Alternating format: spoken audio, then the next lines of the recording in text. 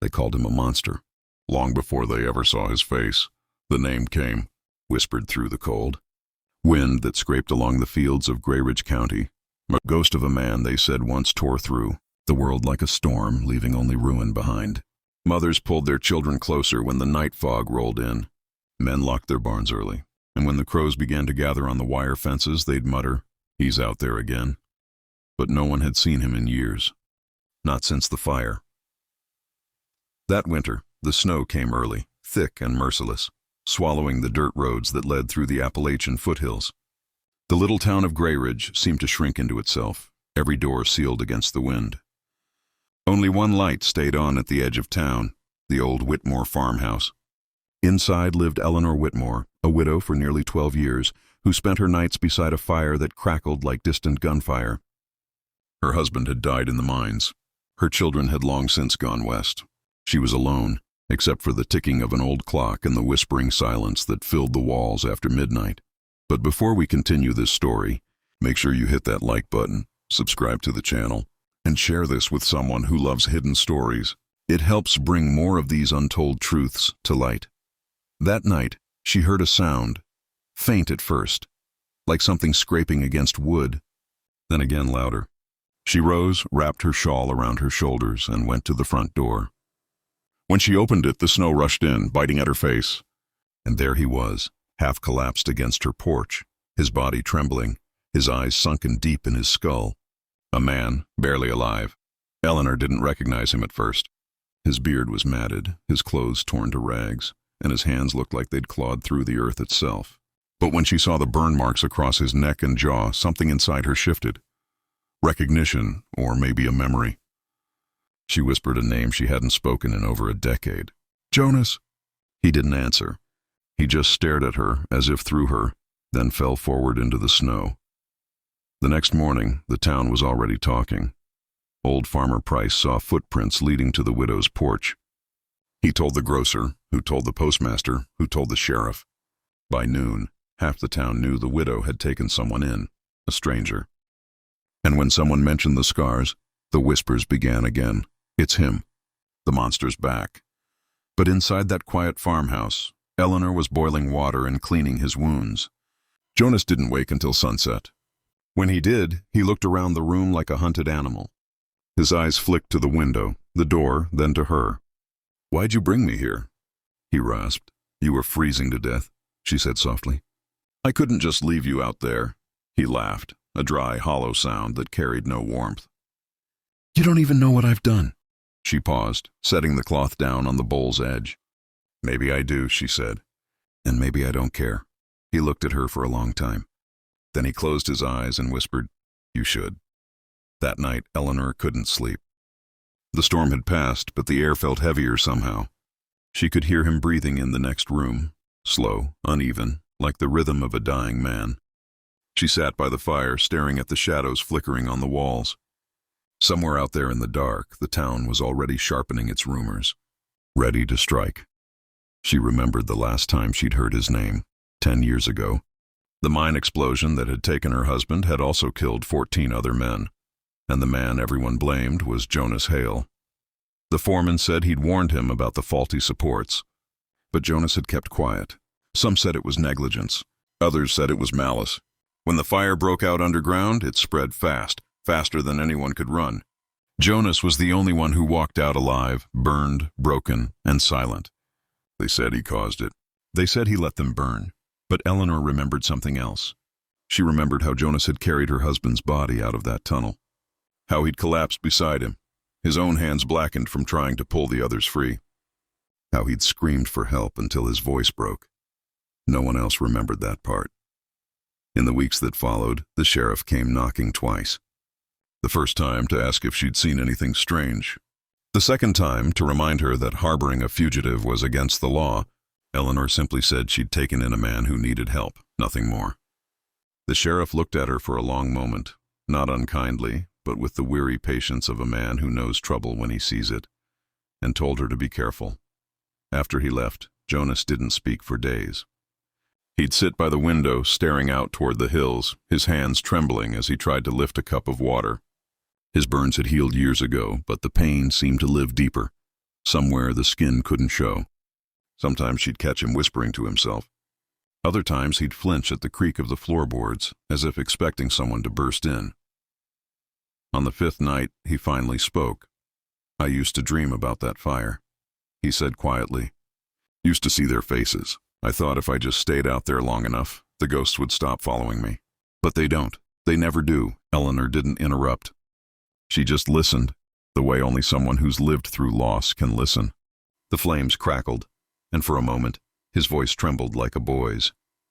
"They called me a monster," he said. "And maybe they were right. Because I lived? You think living makes you a monster?" she asked. "I think when everyone else dies and you don't, you start to believe you were meant to." That line hung in the air. Eleanor didn't answer it. She didn't need to. The next morning she found him outside, chopping wood in the freezing cold. His hands bled where the axe handle rubbed against the scars, but he didn't stop. She tried to call him in, but he just shook his head. "If I stop working, I start remembering," he said. Days turned to weeks. Slowly, the townsfolk's curiosity turned into something darker. Fear disguised as righteousness. Someone left a note nailed to her door. "We don't want him here." Another time, she found her chicken coop smashed open, the birds gone. The message was clear. She was protecting the man everyone else had already condemned.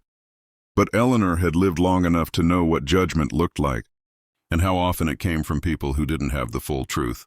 One evening, as she and Jonas sat by the fire, she asked, "What really happened in that mine?" He didn't answer right away. His eyes flickered with the flames. Finally, he said, "They told me to seal the tunnel. Said it was leaking gas. I begged the foreman to give me time to clear it out, but he said we had quotas to meet. So I followed orders. When the explosions started, I tried to go back for them. I did, but the heat..."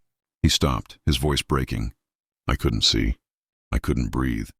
When I came out, the whole mountain was screaming." Eleanor's eyes welled, but she didn't look away. "Did you tell them that?" "I did, but no one believed me." The company needed someone to blame, and a poor miner with no family was easy to hang. She reached across the table, laid her hand over his. His skin was cold, rough, trembling. "Then you're not the monster they say you are," she whispered. He looked at her with a hollow smile. "Then what am I?" She didn't have an answer. By spring, Jonas had started helping around the farm. The land was dying, soil hard as bone, but his hands brought it back. He fixed the fence, repaired the roof, and even coaxed life out of the vegetable patch that hadn't grown in years. The neighbors began to notice. Some said he was trying to make amends. Others said he was only pretending. But to Eleanor, it didn't matter. For the first time in years, her house wasn't silent anymore. Then, one morning, the sheriff returned. His boots were caked with mud, his hat low against the sun. He didn't knock. He simply stood at the gate, watching Jonas haul water from the well. "Morning," he said, voice flat. "Heard you've been working." Jonas nodded but didn't speak. The sheriff shifted his weight. "There's been talk. People say you're planning something, that you've been sneaking out at night." Jonas turned slowly, his jaw tight. "I go to the river," he said. To think, huh?" The sheriff studied him, then sighed. "Look, Hale, I don't want trouble. But these people, they remember. They lost husbands, brothers. You showing your face again just stirs things up." Jonas didn't respond. He went back to the well. Eleanor came out from the porch, her eyes steady. "He's done nothing wrong, Sheriff." "I'm not saying he has," the sheriff replied. "But right or wrong doesn't matter much when a town decides it knows the truth." After the sheriff left, Jonas didn't speak for hours. When he finally did, it was only one sentence. "I'll leave by morning." But Eleanor wouldn't let him. "If you run again, you'll never stop," she said. "And if you stay, maybe they'll finally see who you really are." He looked at her like she was asking him to walk through fire again. But something in her voice, the quiet strength, the way she said maybe instead of surely, made him stay. Summer came, and with it, the festival. Every year, the town gathered by the river for a day of music, food, and forgetting. Jonas stayed home. But that night, as the fireworks burst over the hills, the widow's barn caught fire. By the time Jonas saw the smoke, it was already roaring. He ran into the flames before anyone else reached the property. When the townsfolk arrived, they found him carrying Eleanor's livestock out one by one, his arms blistered, his face blackened again by smoke, just like before, and that was the moment things changed. because this time the town saw him not as the monster who ran from the fire, but the man who ran into it. When the flames finally died, the only sound left was the hiss of wet ash and the crackle of cooling timber. The barn was gone, reduced to a skeleton of blackened beams and smoke curling like ghosts into the night. Jonas stood barefoot in the mud, his shirt burned through, his arms covered in fresh scars. He didn't seem to feel the pain. His eyes were fixed on the glowing remains, chest rising and falling like a man who'd just outrun death one more time. Eleanor stood a few paces behind him, wrapped in a blanket someone had thrown over her shoulders. The townsfolk had gathered in a half-circle, their faces pale in the firelight. For once they weren't whispering. They just watched. The same people who had once crossed the street to avoid him now looked at him as if seeing him for the first time. The monster had saved a widow's home. Sheriff Rudd stepped forward, his voice low. "You all right, Hale?" Jonas turned his head slowly, the flicker of firelight cutting across his face. He nodded once, wordless. The sheriff studied him for a long moment. Then, almost reluctantly, he said, "You did good." No one moved for several seconds. Then, an old man, Lester Price, the same one who had spread the first rumor months ago, cleared his throat and muttered, "Guess even monsters can have their moments." Jonas didn't answer. He just walked past them, toward the house. The crowd parted in silence. Inside, Eleanor followed him. The smell of smoke clung to the air. He sat by the table, breathing hard, staring at his blistered hands. She went to him quietly, wrapping his burns with strips of clean cloth. Her fingers trembled as she worked, not from fear, but from something else. Something she hadn't felt in years, gratitude and guilt for ever doubting him. "You saved everything I had left," she whispered. He shook his head. "Not everything." She looked up, confused. He nodded toward the window, where the barn still smoldered. "That horse, the brown one, couldn't get him out." His voice cracked. "I tried." Eleanor smiled faintly, her eyes wet. "Then he died with someone trying." Jonas turned away, jaw tight, the muscles in his neck twitching. He didn't like comfort. It made him uneasy, like it was something he'd never earned. The days that followed were strangely quiet. The town, which had spent years treating his name like poison, suddenly changed its tone. Some brought supplies to help rebuild the barn. Others came just to see him, to ask how he was. The blacksmith offered tools. Even the pastor stopped by one afternoon, carrying a loaf of bread and a wary smile. But Jonas never smiled back. He accepted their help with the same quiet resignation he carried everywhere. He worked from dawn until dark, rebuilding the barn beam by beam. When Eleanor offered to help, he refused gently. "You've done enough," he'd say, and she'd leave him to the silence. And yet, as the barn began to take shape again, something else was rebuilding, something harder to see. The way people looked at him began to soften. The way they spoke his name, too. Jonas Hale wasn't a curse anymore. It was a man they'd wronged.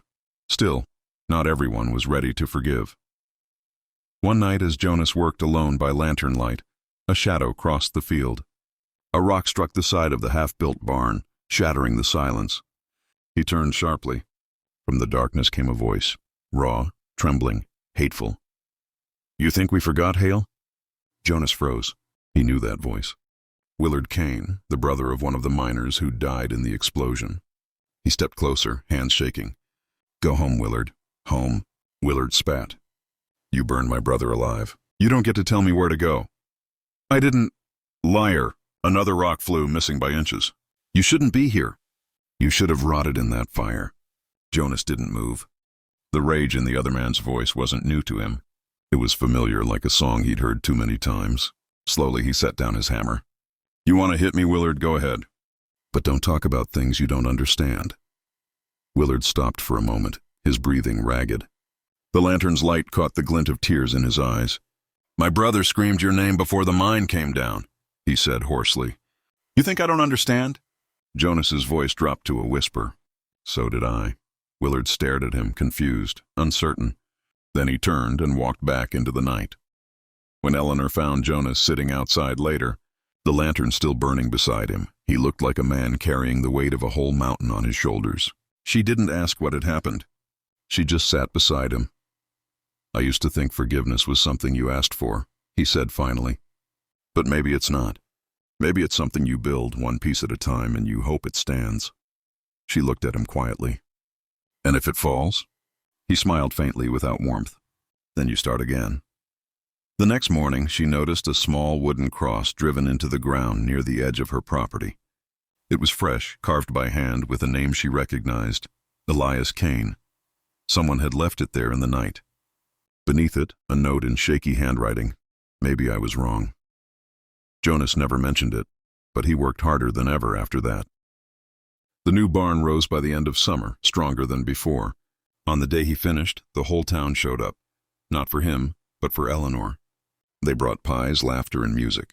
The sheriff gave a short speech about community and second chances, the kind of words that sound good but are hard to live by. Jonas stood in the background, apart from the celebration, watching. When the sheriff raised a toast, he motioned for Jonas to come forward. The crowd turned to look at him. Jonas hesitated, but Eleanor gave him a small nod. So he stepped up. The sheriff said, "We all make mistakes. Some we can fix, some we can't. But I figure a man's not the worst thing he's done. He's what he does after." The crowd murmured, half approval, half guilt. Jonas didn't say anything. He didn't need to. He just nodded once, quietly, and stepped back. That night, the music faded, the people left, and the fields fell silent again. But for the first time, the silence didn't feel heavy. It felt earned. Still, peace has a way of slipping through the cracks. A month later, a letter arrived. It was addressed to Jonas Hale, written in fine handwriting he didn't recognize. Eleanor handed it to him over breakfast. He stared at it for a long time before opening it. When he did, the color drained from his face. "What is it?" she asked. He folded the letter carefully, his hands trembling. "They're reopening the case. After all these years." He nodded. "Someone's been talking. Says there's new evidence that I wasn't working alone." Eleanor frowned. "Working alone? You mean someone helped cause the explosion?" He didn't answer. Instead, he stood up and walked to the window, staring out at the fields. The sunlight caught the scars on his neck like a brand. "I knew this would come back someday," he said quietly. "But I didn't think it would come here." Over the next few days, the mood shifted again. The same people who had welcomed him now whispered once more. The old rumors came crawling back, wearing new faces. At the general store, conversation stopped when he walked in. The postmaster wouldn't meet his eyes. By the end of the week, Sheriff Rudd showed up again, this time not to talk, but with a folded piece of paper in his hand. "Warrant for questioning," he said. "I don't like it either, but orders are orders." Eleanor stood between them. "He hasn't done anything." "I know," the sheriff said softly. "But this came from upstate. The mining board found records. They think someone paid him to keep quiet about the faulty supports." Jonas's voice was calm, but his eyes had gone cold. "And they think that someone was me?" The sheriff didn't answer. He just stepped aside. Jonas put on his coat without a word. Before he left, he turned to Eleanor. "Don't wait up," he said quietly. "They'll keep me overnight." She wanted to say something, to tell him it would be all right. That truth always wins, but she couldn't. Because she'd lived long enough to know that truth doesn't always win. Sometimes it just survives. The next morning he was gone. No one saw the sheriff's car come back. The jail cell was empty. Only the folded warrant lay on the desk, untouched. Eleanor felt it before she heard it. The weight in her chest, the cold quiet that followed. The town went back to its old ways quickly. Some said he'd run again, proving he was guilty all along. Others said the sheriff had let him go. No one really knew. But Eleanor knew one thing. The man they called a monster had never once run from fire. And now, as autumn crept in, she found herself walking to the old river path each evening, the one he used to take to think. She'd sit by the water, the light fading through the trees. And sometimes, when the wind was just right, she'd swear she could hear his voice. Not a whisper of pain this time, but something softer, a promise. Then one evening she found something lodged beneath the roots of an old oak near the riverbank, a piece of wood, carved smooth. On it the words, "Some monsters save lives, too." She pressed it to her chest, tears burning her eyes. For a long moment the whole valley seemed to hold its breath.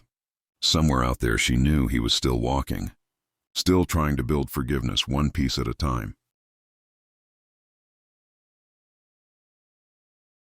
The first frost came early that year. It crept across the fields like silver veins, clinging to every blade of grass and fence post. The mornings were quieter, the air thinner, as if the whole valley was holding its breath after what had happened. People had stopped mentioning his name out loud, but it was everywhere, behind doors, over coffee, whispered in the church pews. Jonas Hale, some said he'd fled north. Others swore they'd seen him by the quarry. A few believed he was dead. Eleanor didn't believe any of them. Each morning she'd walk to the river path, following the trail where his boots once left marks in the dirt. The water ran low and dark now, reflecting the sky like a mirror of old smoke. Sometimes she'd stop, close her eyes, and imagine him standing across the bank, silent, watchful, waiting. Inside her house, his things remained untouched. The cup he used, the jacket hanging by the door, the hammer resting on the table where he'd left it after rebuilding the barn. To anyone else, it was just wood, cloth, and metal. But to her, it was proof that he'd lived, that he'd been more than what the town said he was. The letter from the mining board lay folded in her drawer, its edges soft from being read too many times. She'd memorized every word. New evidence has come to light regarding the Grey Ridge explosion of 1912. Records indicate a payment made to J.H. prior to the incident. Inquiry reopened. That one line, a payment made to J.H., was enough to resurrect every old wound. The whole town had spent years trying to forget the fire. Now it was back, burning through their peace. Sheriff Rudd came by again a week later, hat in hand, face drawn. He didn't step inside. "I thought you should know," he said. "The state's sending an investigator. They'll want to talk to you." Eleanor nodded slowly. "About Jonas. About the explosion," he said, avoiding her eyes. "But yes, about him too. When will they come?" "Tomorrow." "They're staying at the boarding house." That night, Eleanor barely slept. She sat by the window, the wind moaning through the cracks, and stared out at the barn Jonas rebuilt. It stood firm against the moonlight, strong and simple, just like him. She thought about all the nights he'd spent out there, hammering in silence, building something solid out of a life shattered by lies. By dawn, the investigator arrived. His name was Thomas Reeves, a thin man in a gray coat with city manners and cold eyes. He carried a leather case and spoke like someone who'd already decided what the truth was. "Mrs. Whitmore," he began, setting his hat on the table. "You were acquainted with Mr. Hale during his stay here, correct?" "I was," she replied. "He lived with you?" "For a time." He opened his notebook. "You're aware he was the sole survivor of the Grey Ridge mine fire?" "I am." "And that he was accused of negligence, though never formally convicted?" Eleanor met his gaze. "He was accused because the company needed someone to blame. They didn't want to admit they'd ignored warnings about the supports." Reeves smiled faintly without warmth. "So you believe Mr. Hale was innocent?" "I don't believe it," she said. "I know it." He scribbled something down. "And yet you're aware of this?" He slid a document across the table. She unfolded it, a receipt, yellowed and cracked, stamped with the mining company's seal. It read, "Payment issued to Jonas Hale, $25 for site adjustments, November 2nd, 1912. "That's 2 days before the explosion," Reeves said. "You see why it raises questions." Eleanor looked up at him, her voice steady. "You think that proves guilt?" "It proves involvement. It proves he worked there. You might as well accuse every man who drew a wage." Reeves sighed, closing his notebook. "Mrs. Whitmore, I'm not here to argue feelings. I'm here to find facts. If Hale is alive, we need to speak to him." She folded the paper slowly, her fingers trembling only slightly. "And if he's not?" "Then we close the file," he said. "For good." After he left, she sat for a long time at the table, staring at the receipt. The date, the ink. The way his name had been written, not in his handwriting, but someone else's. Jonas always signed in full. Jonas R. Hale. This just said J. Hale. That evening, she went to the barn and searched through the old chest Jonas had used for tools. Inside were scraps of metal, bits of rope, and a worn leather pouch with his initials carved faintly into it. She opened it. Inside was a small photograph, blackened around the edges but still visible. It showed Jonas standing beside another man, both covered in dust, smiling faintly. On the back, written in faded pencil, were the words, "To my brother in the dark, J.H. An M.D., 1912. M.D. Her heart quickened. That name, those initials, she'd seen them before. She searched the letter again. The payment made to J.H. But what if J.H. hadn't meant Jonas Hale? What if it meant someone else? Someone with the same initials? The next morning, she went to the archives at the old courthouse. The clerk there, an old man with shaky hands, recognized her. "Looking for mining records?" he asked. "You're not the first. Seems everyone's digging that fire back up lately." "I need the payroll from November 1912, she said. He shuffled through the ledgers. "Here it is. Jonah Haskell, foreman. Joseph Hart, supply man. Jonas Hale, miner, grade 3. Lot of JH's, Mrs. Whitmore." She pointed at the first one. "Jonah Haskell. The foreman?" "Yep, died in the fire." Her heart sank, and yet something didn't fit. "Are you sure?" The old man nodded. "That's what the report said. But truth be told, they never found all the bodies. Some say 1 or 2 men went missing, not burned." That night, she couldn't shake the thought. If Jonah Haskell had survived and disappeared, then the company had their scapegoat, Jonas. Maybe Haskell had taken the payment. Maybe he'd switched the names. Days turned to weeks. The investigator stayed in town, digging through files, talking to the families of the dead miners.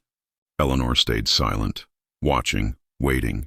Then, one morning, a letter appeared on her doorstep. No name, no return address, just a single sheet of paper, folded twice. He's alive. The truth didn't burn. Meet me where the river bends. There was no signature, but she recognized the handwriting.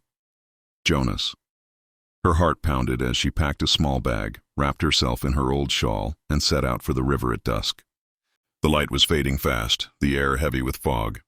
The path wound through the trees, quiet except for the crunch of her boots on frost. When she reached the bend, the place where the water curved like a question mark through the valley, she stopped. For a moment, there was nothing but the sound of the river. Then, out of the mist, a figure appeared. He was thinner, paler, his beard streaked with gray, but it was him, Jonas Hale. For a long time, neither spoke. Then she said softly, "They think you ran." "I did," he said, "but not far. I had to find proof. The man they said died in that fire. Jonah Haskell. He's alive." "Or he was. What do you mean?" Jonas reached into his coat and pulled out a small metal tag, blackened but legible. It read, "Haskell, supervisor. Found this near the old mine shaft last week. Fresh footprints, too. Someone's been there." Eleanor's breath caught. "You think he took the money?" He ordered the supports sealed. Then he vanished when it went wrong. Jonas's voice shook, half rage, half relief. "All these years I thought it was my fault." But it wasn't. It was his. She stepped closer, tears in her eyes. "Then we can prove it." "You can clear your name." He shook his head slowly. "Not yet. The mine's still there. If we can find the records, his signature, anything, it'll end this for good." The wind howled through the trees, carrying the distant sound of thunder. Eleanor looked toward the mountains, where the old tunnels lay buried beneath decades of rock and gilt. "Then let's finish it," she said. They set out at dawn. The trail to the mine was overgrown, the entrance half collapsed. Inside, the air was damp and heavy with the smell of rust and stone. Their lanterns flickered against the walls, throwing long shadows across the beams. Every step echoed like footsteps from the past. Jonas led the way, his movements slow but sure. He knew these tunnels better than anyone, every twist, every scar in the rock. They reached the old supervisor's office, a small room carved into the stone, filled with rotted crates and the remains of a desk. Jonas pried open a metal box buried beneath the rubble. Inside were ledgers, brittle with age. He flipped through the pages until he found it. The signature, J. Haskell. The same date. The same payment. He stared at it for a long time, breathing hard. "This is it," he whispered. "This is what they buried me for." But before they could move, a sound echoed through the tunnel. Footsteps. Heavy, deliberate, coming closer. Eleanor's heart froze. Jonas blew out the lantern, pressing her against the wall. In the darkness, a voice called out, low, raspy, unmistakable. "Jonas, you should have stayed dead." The beam of another lantern cut through the dark. And in its glow stood a man Eleanor had only seen in faded photographs, Jonah Haskell, alive. older, eyes like a wolf's. He smiled. You always were too stubborn to die easy. For weeks, Henry stayed at the widow's farmhouse like a ghost that refused to leave. He worked quietly, spoke rarely, and slept even less. Nights were the hardest, when the wind pressed against the old wooden walls and the cries of owls sounded too much like something human. He'd wake drenched in sweat, haunted by dreams of fire and screams, by memories he didn't want to claim as his own. Eleanor would sometimes hear him in the middle of the night, pacing the hallway outside her room. Once, she found him sitting at the kitchen table before dawn, his hands trembling as he stared at an old tin cup filled with water. When she asked if he was all right, he didn't answer. He just looked at her, eyes empty, voice lost, and whispered, "You ever feel like you're paying for something you don't even remember doing?" She didn't know what to say. The question hung in the air between them, like smoke that never cleared.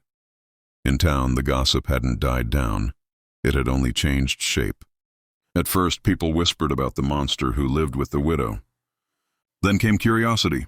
Folks saw the repairs on her porch, the way her garden had come alive again, and how the lights in her house glowed longer into the night. Some said she was under his spell. Others claimed she was saving him, like some saint of the damned. Sheriff Connors, however, wasn't convinced. He stopped by one morning under the pretense of checking on Eleanor. His eyes scanned every corner of the farmhouse, his hand resting near his revolver. "You know what you're doing, Ellie?" he asked in that low, fatherly voice that always sounded half-threatening. "People still remember what he did. I don't want to see you get hurt trying to prove something." Eleanor looked at him evenly. "He's done nothing to me, Tom. You've all punished him enough. Maybe it's time someone stopped." The sheriff's jaw tightened. He tipped his hat and walked out without another word. But the visit left Henry uneasy. That night, he packed a small bundle of clothes and stood in the doorway while Eleanor was setting the kettle on the stove. She turned, startled, and saw the fear in his eyes. "You're leaving," she said softly. "I don't belong here," he replied. "Every time I step outside, I can feel them watching. Maybe they're right. Maybe I am what they say I am." Eleanor set the kettle down. "You think monsters fix roofs and patch fences? You think monsters sit up all night just so the woman they live with can sleep without worry? No, Henry, monsters hide. They destroy. You build." Her words broke something open in him. For a long moment he couldn't speak. Then he sat back down, his hands trembling. "There's something you don't know about me," he said. "Something I never told anyone." The story came out in fragments like pieces of broken glass. About the fire, the screams, the night that damned him. He'd been drunk, angry, and half out of his mind, but he hadn't meant for anyone to die. The barn blaze had been an accident, but in the chaos, a man had lost his life. The town had wanted someone to blame, and Henry was the easiest one to hang it on. "I didn't light it on purpose," he said, tears streaking his dirt-stained face. "But I didn't try to stop it either. That's what makes me guilty." Eleanor listened in silence. Then she reached across the table and placed her hand over his. "You've already been punished," she said. "Now it's time to forgive yourself." Outside, thunder rolled over the valley, and rain began to fall, heavy, relentless. Days later, the river that wound past the town began to swell. The storm had come hard and fast, flooding fields and breaking fences. People scrambled to save what they could. By morning, the bridge was gone and half the lower town was underwater. Henry didn't hesitate. When he heard the screams near the old mill, he ran, faster than anyone else. He waded through waist-high water, fighting the current, until he reached a wagon trapped against a fallen tree. Inside, 2 children clung to each other, crying for help. He ripped off his coat, climbed up onto the wagon, and shouted for them to grab hold. The water was freezing, the current brutal, but he managed to lift them both to safety. A witness later said she saw him push the last child up onto a ledge before the current pulled him under. For 2 days, the town searched the flooded valley. They found pieces of the wagon, the tree, and the wrecked mill, but not Henry. Eleanor refused to give up. She combed the riverbanks herself, her boots sinking into the mud, calling his name long after the others had gone home. When they told her to stop, she didn't. When they said it was no use, she kept walking. Finally, on the 3rd day, she found him, lying near the bend of the river, soaked and still, but alive, barely. She dragged him back to the farmhouse, wrapped him in blankets, and waited by his side as he fought for breath. For the first time, the town went quiet. The monster they'd cursed had saved their children. Days passed. Henry's fever broke, and he woke to find Eleanor asleep in a chair beside him. When she stirred and saw his eyes open, she smiled through tears. "You're home," she whispered. He didn't answer. He just reached for her hand, and for the first time in years, he felt something that almost resembled peace. Outside, the sun broke through the clouds for the first time since the storm. But peace, like forgiveness, is never a promise that lasts forever. And as Henry slowly began to recover, the shadows that had haunted him and the town that once condemned him were far from gone. Because in the ruins of the old mill, something had been uncovered. Something that would force everyone, including Eleanor, to question everything they thought they knew about the man they had once called a monster. The river had swallowed the town's memory, or at least that's what it seemed like in the days after the storm. People spoke softly in the market, voices low and uncertain. They no longer called Henry a monster. They called him that man who saved the children. It was a small mercy, fragile and temporary, like a candle trembling in the wind. Eleanor could feel the shift in the air. When she walked into town to fetch supplies, no one spat at her feet anymore. Some nodded, some even smiled. The same hands that had thrown stones now offered help rebuilding her fence. It was as if the flood had washed away more than mud and debris. It had washed away judgment, too. But Henry knew better. He could feel the eyes on him still. Curious now, not cruel, but they lingered.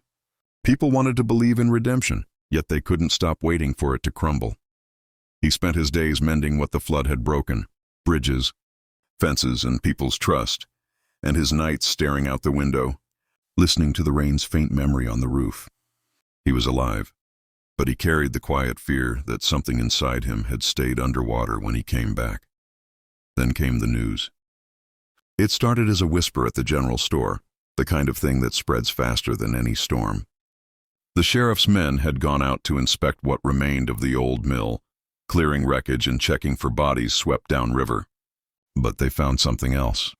Buried under the wreckage, deep in the mud and timber, were bones. Not from the flood, old bones, human, several of them. And the sheriff, grim and sleepless, recognized the badge tangled in the debris beside the remains. It belonged to Deputy Samuel Reese, a man who had gone missing the same night the barn had burned down years ago. When Henry heard, the blood drained from his face. His hands went cold. Eleanor saw it instantly. "What is it?" she asked. He didn't answer. He just sat down heavily on the chair by the fire, staring into the flames as if they held the past he'd spent a lifetime trying to bury. That night, the sheriff came to the farmhouse. Rain pattered against his coat, and his expression carried the weight of too many years and too many mistakes. "Ellie," he said softly, removing his hat. "I need to talk to him." Henry didn't resist. He stood up slowly, eyes hollow, and followed the sheriff outside into the gray evening. They walked to the porch, where the air smelled of wet earth and smoke. "Tell me the truth, Henry," the sheriff said. "Did you know about the deputy?" "About what happened that night?" Henry's jaw tightened. "I told you what I remembered. I was drunk, angry, and the fire got out of hand. That's all." Connors looked at him hard. "Then why were his bones under the mill?" Henry turned away, his voice low. "Because the town buried its sins long before it buried me." For a moment, neither man spoke. The wind howled through the valley, rattling the windows. The sheriff left without arresting him. Not yet. But the questions didn't leave either of them. Inside, Eleanor sat in silence. When Henry came back in, she saw something new in his face. Not fear, but the slow, aching realization that no matter what he did, the past would always claw its way back to the surface. He finally told her everything. The night of the fire had started with rage, not his, but Deputy Reese's. Reese had been drinking too, furious that Henry had confronted him about skimming money from the town's repair fund. Words turned into shoves, shoves turned into fists. And then came the accident. The lantern fell. Flames roared up. Henry had tried to drag him out, but the beam collapsed. "I thought he made it," Henry whispered. I ran before the others came. I didn't want to hang for something that wasn't meant to happen. Eleanor's eyes glistened with tears. So you ran, and they made you into the monster they needed. He nodded. They needed someone to hate more than they needed the truth. Outside, the rain began again, soft, like an echo of that terrible night. But the sheriff wasn't done. He started asking around, digging into old reports, old testimonies. He found inconsistencies, missing statements, altered dates, even receipts that didn't match. It seemed the fire that destroyed the barn had also destroyed something else. Evidence. Someone had covered for the deputy all those years ago. Someone who didn't want the town to know that their own lawmen had been stealing from the very people they swore to protect. And when that truth began to flicker through town like lightning before a storm, fear returned. Not directed at Henry this time, but at what he represented. Redemption is dangerous when it exposes lies. By the end of that week, someone broke into the widow's farmhouse. They didn't steal anything. They just left a message carved into the door. Go back to the grave you came from. Henry saw it at dawn. His hands clenched. He looked out at the mist rising from the valley and whispered, "They'll never let me live, Eleanor." But Eleanor stood firm, her voice steady. "Then we don't hide. Not anymore." That morning she rode into town beside him. Heads turned, whispers rose, and the sheriff stepped out of his office to meet them. Henry handed him an envelope, one he'd written the night before in his crooked, tired handwriting. Inside was a full confession, not just of the fire, but of everything that happened, every detail he could remember. "If you still think I'm the monster," Henry said, "then at least now you'll know the kind you made me." Connors took the letter. His voice was low. "Henry, you might have just given this town the only truth it's ever had. But truths, once unearthed, rarely bring peace. Because behind the charred walls of the old mill, the sheriff's men found something else. Something wrapped in oilcloth and hidden in a broken chest. A set of ledgers, names, payments, bribes, and near the end of one of those ledgers, Eleanor's late husband's name. She froze when Connors brought it to her. "Your husband," he said gently, "was part of it too." The paper trembled in her hands. The life she'd mourned, the man she'd buried, he'd been one of them. One of the thieves who had bled their town dry, who had let an innocent man take the blame. She sank into a chair, tears streaking her face. Henry knelt beside her. "You didn't know," he said softly. "You couldn't have. But she did know, somewhere deep down. The long nights her husband had been gone. The locked drawer she'd never been allowed to open. The money that never matched his meager pay. And suddenly, the weight of everything, the lies, the years, the loss, came crashing down. Henry looked at her with the same haunted eyes she'd seen on the day she took him in. "Maybe we both needed saving," he whispered. For a long moment, neither spoke. The wind outside grew colder, sharper as autumn crept into the valley. The town now stood at a crossroads, between truth and silence, between guilt and grace. And once again, all eyes turned toward the widow's farmhouse, where the monster had become a man. And the town's last chance at redemption. But as Henry walked to the window that night and looked out into the darkened fields, he noticed something, a flicker of light near the barn, like a lantern swinging in the wind. And then, another. Someone was out there, watching. The night had gone too still. The kind of silence that isn't peace, but warning. The wind had died, the crickets had vanished, and only the faint creak of the porch boards carried through the darkness. Henry stood at the window, his breath fogging the glass, watching that strange, flickering light near the barn. It swayed back and forth, slow, deliberate, like someone wanted him to know they were there. Eleanor stirred awake behind him. "Henry?" she murmured, her voice thick with sleep. "Stay inside," he said quietly. He slipped on his coat, grabbed the lantern from the table, and stepped into the cold night air. The earth was soft from the week's rain, and his boots sank slightly with each step. The closer he got, the more he realized. This wasn't just one lantern. There were two, both hanging on posts near the barn door, both unlit when he'd gone to bed. Then he heard it, faint rustling, like feet shifting in straw. "Who's there?" His voice cut through the dark. No answer. He raised his lantern, its glow slicing through the mist. The barn door creaked slightly open. He could smell smoke, faint but fresh. And then he saw it. Someone had splashed oil across the floorboards. A trap. Henry turned toward the farmhouse, shouting, "Eleanor!" "Stay." Before he could finish, the world erupted. A roar of flame burst from the doorway, throwing him backward. The lantern shattered beside him. Fire licked up the walls, devouring the wood in seconds. "Henry!"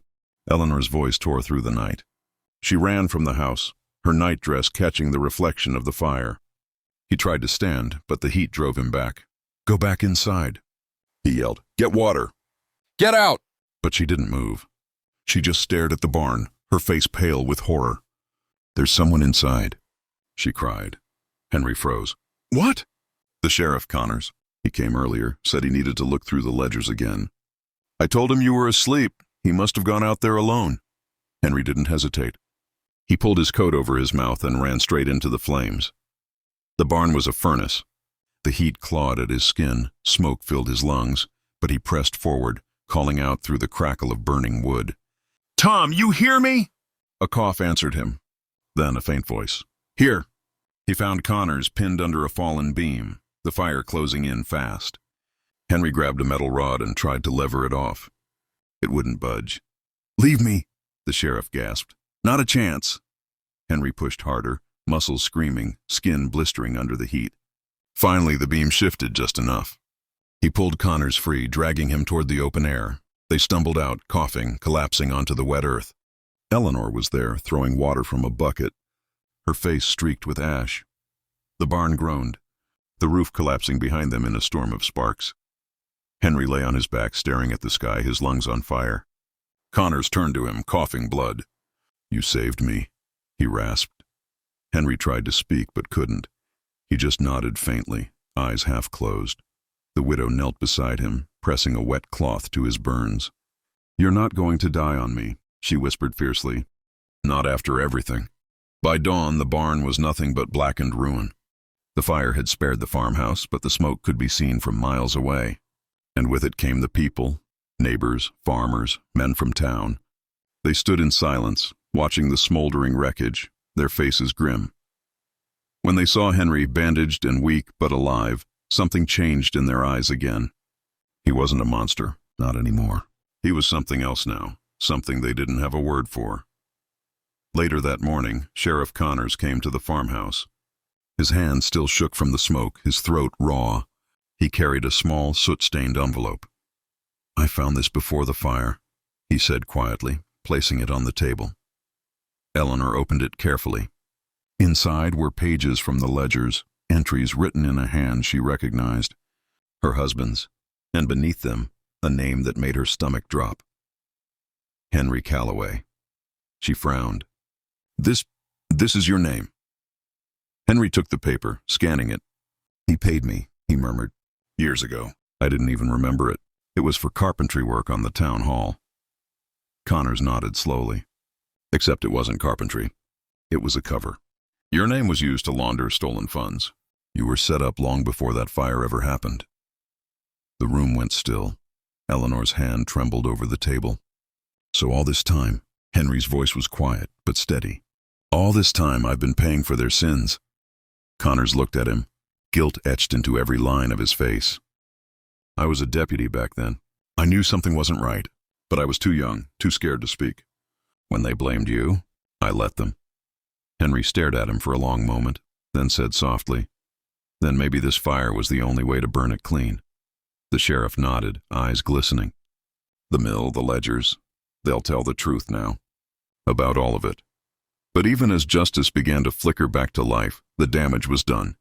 The fire had taken what little they had rebuilt: the barn, the tools, the harvest. Henry and Eleanor worked through the ashes together, side by side. Some nights they didn't speak at all. Other nights they'd sit on the porch in silence. The sound of crickets returning, the air heavy with the scent of smoke and new grass. Weeks passed, and slowly the town began to help rebuild what it had destroyed. Men brought lumber. Women brought food. For the first time, Henry wasn't met with suspicion, but respect. One afternoon, a wagon rolled up the dirt road. The children he'd saved climbed down, shyly holding a bouquet of wildflowers. Their mother stood behind them, eyes wet with gratitude. "We wanted to thank you," she said. Henry knelt down, smiling faintly. "You already did," he whispered. Eleanor watched from the porch, her hands clasped, her heart full and aching. As the sun dipped low, painting the valley gold, she turned to him. "You could leave, you know," she said quietly. "Start somewhere new, somewhere they don't know your name." Henry looked out across the land, the hills rising like silent witnesses to all they'd endured. "No," he said. "I think I'll stay. Not because I belong here, but because I finally understand what it means to." For a while, there was peace again. But in places where old sins are buried, peace never lasts long. Because a week later, as the sheriff's men cleared the last of the debris from the burned barn, they found something buried under the foundation. Something no one had expected. A metal lockbox, scorched but intact. Inside it, wrapped in oilskin, was a photograph. A man and a woman, standing in front of that same barn, smiling. But the man in the photograph wasn't Henry. It was Eleanor's husband. And standing beside him was the sheriff. The photograph lay on the table like a ghost, burnt at the corners, warped from heat, but still clear enough to reveal the faces that no one in town had ever expected to see together. Eleanor stared at it, her eyes wide and trembling. Her husband, Thomas Briggs, stood beside Sheriff Connors, both men smiling proudly in front of the old barn. Between them hung a sign that read, "Briggs and Connors Millcomer, 1929. For a long time, no one spoke. The air in the farmhouse grew heavy, the fire crackling faintly in the stove. Henry stood behind Eleanor, his jaw tight. Finally, he said, "That barn was theirs?" Connors swallowed hard. His voice broke when he spoke. "Before the fire, yes. Your fire destroyed it, or so I thought. But now I see it was never yours to destroy, and it was mine." Eleanor turned to face him, her voice shaking. "You told me you didn't know him that well." Connors closed his eyes. "I lied." He sank into the chair across from her, his hat clutched in his hands. "We were partners, Eleanor. Years ago, before the trouble began, we opened that mill to bring jobs back after the drought. But the costs, they were more than we could handle. Your husband started taking money from the repair fund. I tried to stop him. I swear to God I tried, but he said if I didn't keep quiet, he'd ruin me." He looked up at her, his eyes red. When the fire happened, he saw an opportunity to bury everything. He said the ledgers would burn, that no one would ever know what we'd done. But something went wrong. The deputy showed up that night. He found out about the missing money. There was a struggle, and then the fire. Henry's face darkened. "So Reese didn't die because of me?" Connors shook his head slowly. "No, he was already dead when the fire spread. But by the time I got there, the town had gathered. They needed someone to blame, and there you were, drunk, angry, shouting in the street." He took a long, ragged breath. "I let it happen. I let them believe it was you and your husband." He made sure every trace of the truth was gone. Until now, the room fell silent again. The truth hung between them, raw and unforgiving. Eleanor pressed a hand to her chest, tears falling freely. "All these years I mourned a man who destroyed both of you." Henry turned away, his voice low. "The monster wasn't the one they locked up. It was the one they buried with honors." The sheriff nodded, guilt etched deep in his face. "He died a respected man, and I lived every day knowing that respect was built on a lie." He stood then, placing the photograph on the table. "I'm going to the courthouse. The truth has to be told, all of it. About me, about him, about you." Eleanor looked up sharply. "They'll ruin you, Tom." He smiled sadly. "Maybe I deserve it."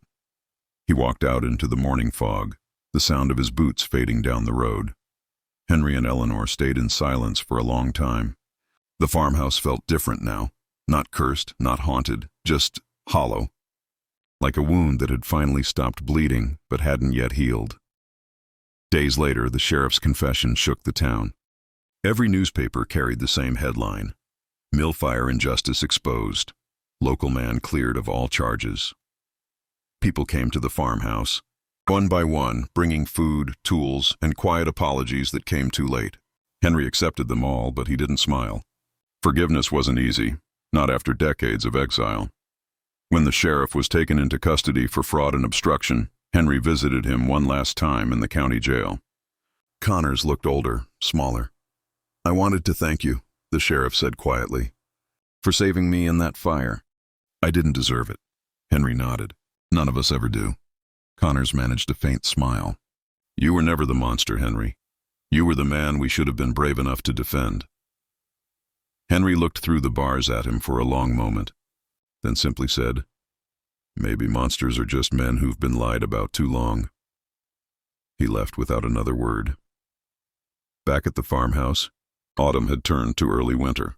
Frost clung to the windows. The fields were bare, but the earth was still healing, like him.